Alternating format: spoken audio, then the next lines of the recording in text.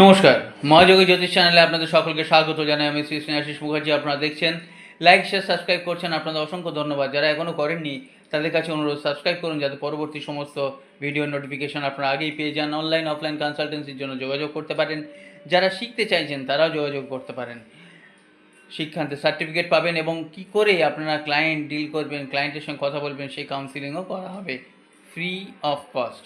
যা নেওয়া হবে সেটা চার্জ বাবদ পড়ানোর জন্য এবং এইগুলো এমনিই শেখানো হবে।